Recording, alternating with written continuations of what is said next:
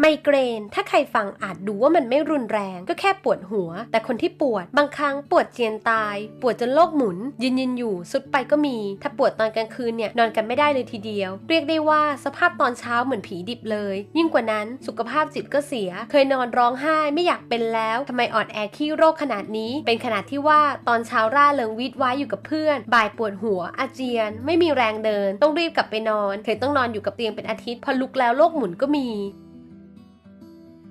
ซึ่งสาเหตุของไมเกรนในเชิงทฤษฎีเองก็ไม่แน่ชัดมีทฤษฎีหนึ่งบอกว่าไมเกรนเกิดจากระบบการทำงานของหลอดเลือดในสมองผิดปกติและมีการหลั่งฮอร์โมนเซโรโทนินออกมาเมื่อเซโรโทนินอยู่ในระดับสูงหลอดเลือดจะเริ่มหดตัวทำให้ผู้ป่วยมีอาการตาพร่าเวียนศีรษะเมื่อระดับเซโรโทนินลดต่ำลงหลอดเลือดจะขยายตัวออกและกดทับปลายประสาทรอบๆทำให้มีอาการปวดเกิดขึ้น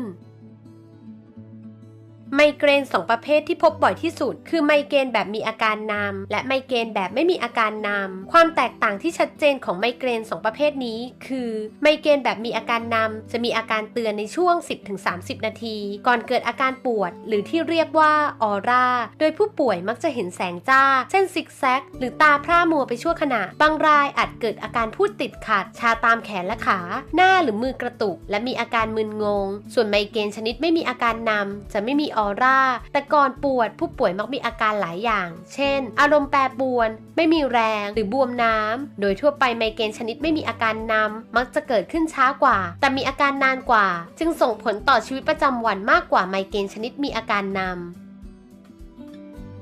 ซึ่งปัจจัยที่กระตุ้นไมเกรนขึ้นมาได้แก่ 1. การเปลี่ยนแปลงของฮอร์โมนระหว่างมีประจำเดือนซึ่งก่อนมีประจำเดือนแอดจะปวดหัวจนอาเจียนเลย 2. แสงจ้าหรือเสียงดังช่วงที่ไมเกรนกำเริบจะรู้สึกปวดหูรู้สึกว่าทุกอย่างดังไปหมดไม่รู้ว่าประกอบกับคิดไปเองด้วยหรือเปล่า 3. อาหารหรือเครื่องดื่มบางชนิดเช่นแอลกอฮอล์ช็อกโกแลตและเนยแข็งชนิดเอเจชีส 4. ผลิตภัณฑ์ปรุงแต่งรสอาหารเช่นผงชูรสไนเตรตหรือซอสถั่วเหลือง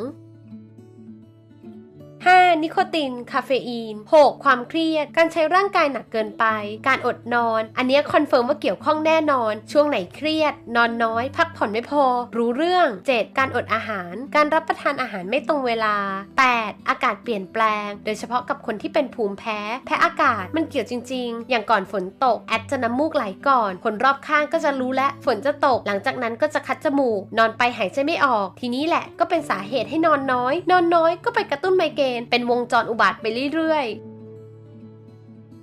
การรักษาไมเกรนวิธีช่วยที่ดีที่สุดคือการรู้และเข้าใจว่าอะไรเป็นตัวกระตุ้นทำให้เกิดไมเกรนและพยายามหลีกเลี่ยงสิ่งนั้นการจดบันทึกในแต่ละวันเมื่อเกิดอาการจะสามารถช่วยให้จำแนกตัวกระตุ้นที่อาจเป็นสาเหตุและช่วยให้สามารถควบคุมการใช้ยารักษาได้อย่างตรงจุดโดยการบันทึกสิ่งเหล่านี้ได้แก่วันและเวลาที่เกิดอาการขึ้นสัญญาณหรืออาการเตือนต่างๆก่อนเป็นไมเกรนอาการที่เกิดขึ้นไม่ว่าจะเป็นอาการที่มีอาการเตือนหรือไม่มีอาการเตือนร่วมยารักษาโรคที่ใช้อาการหยุดในวันและเวลาใด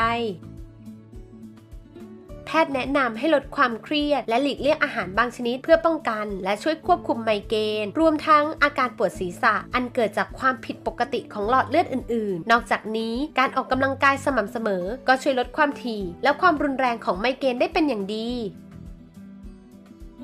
ยังคงมีคนอีกมากที่ต้องทรมานกับอาการปวดจนไม่สามารถดำเนินชีวิตประจำวันได้อย่างปกติโดยไม่ทราบเลยแม้แต่น้อยว่าความทรมานนั้นคือไมเกรนอย่างไรก็ตามการปรึกษาแพทย์ผู้เชี่ยวชาญเพื่อประเมินอาการและวินิจฉัยเป็นสิ่งที่สำคัญที่คุณไม่ควรละเลยมาดูแลตัวเองไปพร้อมๆกันนะคะ